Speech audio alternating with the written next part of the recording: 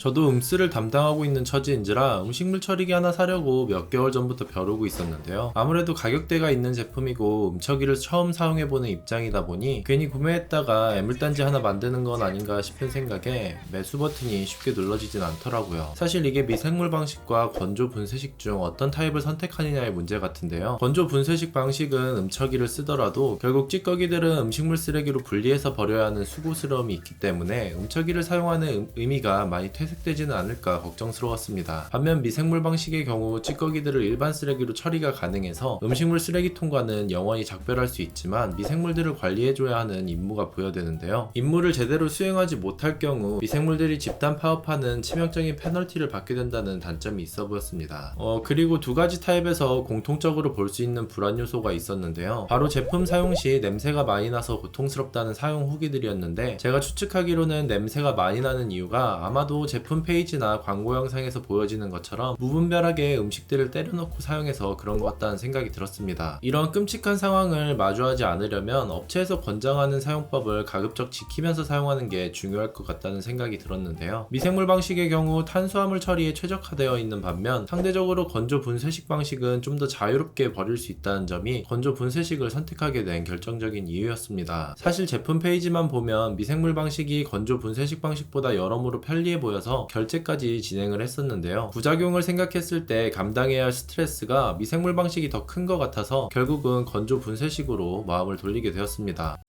이 제품을 사용한 지 이제 곧 한 달 정도 되어 가는데요. 결론부터 말씀드리면 아직 한 달밖에 사용하지 않아서 그런지는 몰라도 제품 구입 전에 우려했던 부분들이 무색할 정도로 잘 사용해오고 있습니다. 구입 전 확인했던 불안 요소로 크게 두 가지가 있었는데요. 첫 번째는 앞서 말씀드렸던 냄새와 관련된 부분이고, 다른 한 가지는 이 내솥과 관련된 사항입니다. 내솥 관리에 있어 가장 걱정되었던 부분이 설거지였는데요. 음식물 건조 분쇄 이후에 솥에 음식물들이 들러붙어서 매번 이거 제거한다고 설거지로 힘 빼게 되면 현타가 올 것 같아서 걱정했는데, 아직까지는 물론 한두 번 헹궈주기만 해도 찌꺼기들이 깨끗하게 씻겨 내려가서 편하게 잘 사용하고 있습니다. 하지만 솥 내부의 코팅이 벗겨지게 되면 해당 부분에 음식물들이 들러붙어서 잘 떨어지지 않게 된다고 하는데요. 그래서 솥의 코팅을 잘 유지할 수 있도록 생선 가시나 뼈, 달걀 껍질과 같이 일반 쓰레기로 분류 가능한 것들은 추려내고 사용해줘야 오랫동안 편하게 사용 가능할 것 같습니다. 그리고 내 솥의 용량이 2리터인데 이게 생각했던 것보다 작아서 음식물이 많이 나오는 집이라면 사이즈 때문에 문제가 될 수 있겠다 싶었습니다. 대충 싱크대 배수만 기준으로 가득 채워서 3번 정도 옮기면 꽉 차는 것 같았는데요. 저희 집은 3인 가정이긴 한데 요리를 자주 하는 편도 아니고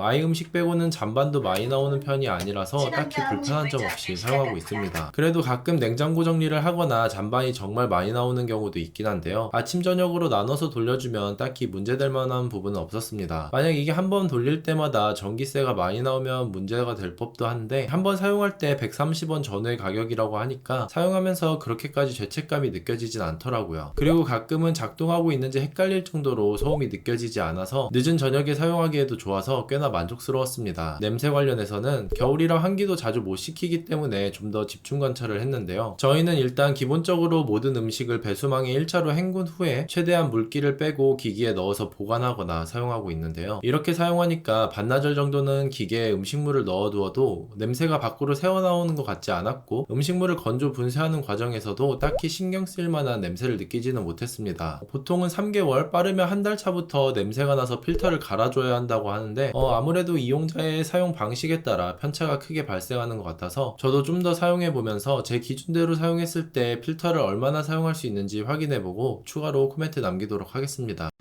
음식물 처리기를 구매할 때 다른 가정에 비해 유독 고민을 많이 했던 것 같은데요. 다소 고가의 제품이라 그런 면도 없지 않아 있겠지만 판단에 가장 혼란을 주었던 부분은 양극단의 사용 후기가 아니었나 생각됩니다. 정말 만족한다는 후기가 있는 반면 고작 며칠 사용했는데 냄새가 나서 도저히 못 쓰겠다, 돈 주고 쓰레기를 샀다 같은 최악의 후기들도 꽤나 볼 수 있었는데요. 제가 직접 사용해보니 사용하지 못할 정도로 냄새가 나거나 기계에서 소음이 난다던가 하는 최악의 경우는 아마도 사용자의 부주의를 인해 인해 발생한 상황이 아닐까 싶습니다. 아마 제품 광고나 판매 영상에서 아무 음식이나 마구잡이로 때려 넣어도 이상 없는 것을 보고 그대로 사용하신 분들이 겪게 되는 문제가 아닐까 싶은데요. 어찌되었건 사용 매뉴얼이 있고 제품을 구매한 이상 사용에 대한 책임은 결국 사용자가 부담해야 하니 조금 번거롭더라도 권장되는 방식으로 사용하는 게 좋을 것 같습니다. 물론 음식물 처리기를 잘 사용하기 위해서 음식물을 가려 넣어야 하고 떡지지 않게 이것저것 골고루 넣어줘야 하는 상황이 좀 어이없긴 한데요.